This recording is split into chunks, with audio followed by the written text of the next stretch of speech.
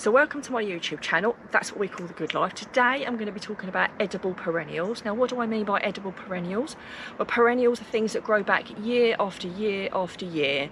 Now, which means you get constant harvests. You don't have to keep planting them every single year, so they're better for the environment. They're often good for wildlife.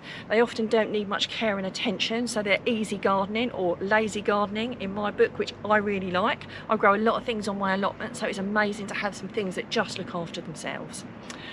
So they're also good for companion planting and quite often keeping other bugs away from other things that you're growing in the garden, and again, so a win-win. So the first vegetable is the globe artichoke. Now these are incredibly easy to grow. I got these in small plants, I think around May time one year, April or May time one year, and I planted these up here near my shed. You can start them from seed, but they are quite easy to get as little plants, and if I remember rightly, I got quite a few when they were quite cheap.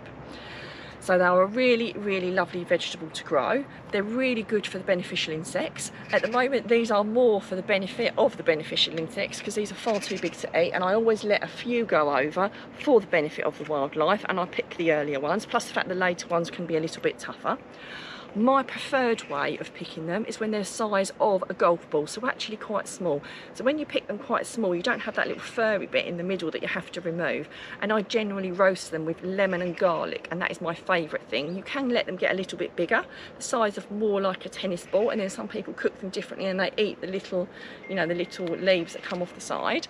But again, I would recommend doing some Googling on how to prepare globe artichokes because they are a little bit tricky, but once you get used to it and you get your preferred way, you will really learn to love them. And again, they grow year after year. All I do is usually just cut them back, and usually I'll wait them to virtually die back before I cut them right down to the bottom, and then I just put some well rotted manure, or sometimes not that well rotted, around them just to mulch them at the end of each year. The other is rhubarb. Again, one of my favourite things, and so incredibly underused, far more versatile than anyone gives it credit for. An incredible easy thing to grow. It can be grown from seed, but the easiest way to do it is just to get someone to cut you some rhubarb off there, so you can cut a piece off. To be fair, most times of the year it's really quite hardy. I'd only ever take a piece off an established bit, so I'm often cutting pieces off of mine and dividing my rhubarb and giving it to other people.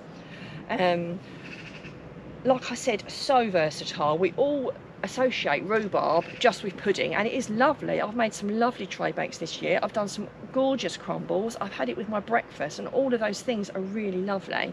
But it does also go really well with other things. It can be pickled. You can make some fabulous rhubarb and onion chutneys with it. You can put them in kimchis, you know, a bit like the sauerkraut kind of thing. They are really, really versatile. I think one of my favourites is definitely my rhubarb and lentil curry. Again, do some Googling, get creative with what you're doing it. But it grows so easy. It grows back year after year after year. And it just keeps giving. And again, the same with that. At the end of the year, I don't bother cutting that back. I do just let it naturally dry back. But again, I'll usually put some well rotted manure around it just to mulch it and just to give it a little bit of feed, and that's all I do. I never suffers from any pests that cause any detriment. Same with the globe artichokes. I occasionally get the odd bugs on these things, but they never do anything that destroy them. They just look after themselves, which is absolutely fantastic. And I find they work a bit like companion planting in the fact that they can take a few bugs on them and it doesn't destroy them, so that's really brilliant. Now let's move further down my plot to look at some of the other perennial veg that I'm growing. So my third item are nasturtiums. Now technically not a perennial, because a perennial is something that grows off the same plant year after year, but these self-seed year after year, so it has the same effect. Once you planted them once, you'll keep getting them over and over again. Now nasturtiums are not only a very pretty flower, and the insects absolutely adore them, because this is in my wildflower section at the bottom of my allotment, so really, really good for the environment and all the insects around, but they're also incredibly tasty. Which not a lot of people know. I mean, they have these in like artisan restaurants. People pay a fortune to buy some of these little salad bowls in some of these little posh farm shops. That you can eat both the leaves and the blooms. The leaves are quite peppery, so I would say very similar to rocket. So obviously you can pop them in salads, risottos, stir fries, all sorts of things that you could do a piece of rocket with. So very, very versatile. The flowers are very, very pretty. I've got mainly yellows, oranges and reds, but you can get them in a whole plethora of colours, so they add lots of lovely colour to your garden as well. Something else people do with them is that when the flowers have gone, they produce the little seed pods. Now obviously you'd let some of them drop into the soil so that they grow back for next year. But the other thing you can do is some people pickle them, a little bit like capers. So similar to that. I haven't actually done that yet, and I should do really, but that is something that a lot of people do. Now I genuinely start these off, well obviously these don't need to be started off again, but when I started them off, you can either start them off in module trays and then plant them out in the garden, but I'll be honest with you, I just got the seeds and sprinkled them all out. That's why it's a bit of a mixture of all the different wildflowers here. But again, incredibly easy. They don't need looking after. At the end of the season, with all my wildflowers I've got here, I didn't put anything on them, and they've just grown back again. So ridiculously easy to grow. Now let's move further up onto the plot and look at my next edible perennial. Now before I move up onto my last edible perennial, which is somewhat of a delicacy, let's move on to this edible perennial here, which is a Jerusalem artichoke. Now again, a little bit similar to nasturtiums in the fact that it's not the same plant that keeps growing back year after year, it's the tubers from the bottom that cause the plants to grow. So again, once you've got them, you're never going to get rid of them, provided you leave some of them in the ground. Now Jerusalem artichokes are very different to globe artichokes. Obviously globe artichokes, you eat, you know, the buds that form at the top. With Jerusalem artichokes, you eat the tubers in the bottom of the ground. They're a bit like potatoes is the best way to describe them. So anything you can do with a potato, you can do with a Jerusalem artichoke. So you can roast them, mash them, put them in soups, put them in casseroles. It's all sorts of things you can do. So the possibilities are endless, and they are very prolifically growing. Obviously you can't see them at the moment. It's not quite far enough in the season for me to harvest them. So I will probably harvest these around probably about October-ish time, and I'll harvest them throughout the winter. When it gets to the spring, I'll make sure I've lifted all the ones I'm going to eat, and I'll leave the ones in the ground that I want to obviously produce more plants.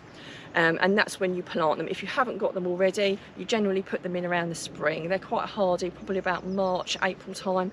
You just pop them in the ground and you plant them very similar to a potato, but you won't need as many because you get quite a lot per plant. They're also really good for the insects. Like I said, a lot of these are edible perennials. The insects absolutely love them. At some point I should have some blooms coming out the top, but all I've got is green at the moment. I've got to say some Jerusalem artichokes do produce blooms and some don't. They did last year, so I think they're just a little bit late, but like I said, we're a little bit early in the season to be seeing them. But you get something very similar to a sunflower, but they're a little bit smaller and you get lots more of them. So again, brilliant for the beneficial insects. They look absolutely wonderful, and again, they're so easy to grow. They don't get pests on them. You don't have to look after them in any way. They just look after themselves. All you've got to do is dig them up at the right time and start eating and cooking them. Now that's pretty cool, don't you think? Now let's move on to the last vegetable, which is somewhat of a delicacy and definitely one of my favourites. Now before we move on to the last edible perennial, I just wanted to recommend a book. It talks about all the different things on the allotment, including the edible perennials, and that's the Allotment Month by Month. It's a book that I recommend to lots of people. I get lots of people asking me, what book do I recommend? It's really, really good. I refer to it myself from time to time if I'm not sure what to do about something. I will put a link up on the screen and also one in the description if you'd like to get that. Now let's move on to our last vegetable. Now it has gone to seed now because it's later in the season, but it is asparagus.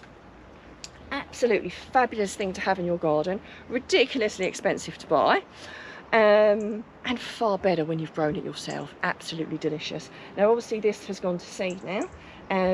It's very easy to grow. You can grow them from seed and there's nothing wrong with that, but you can also buy crowns. So if you start them from seed, you start them quite early in the year.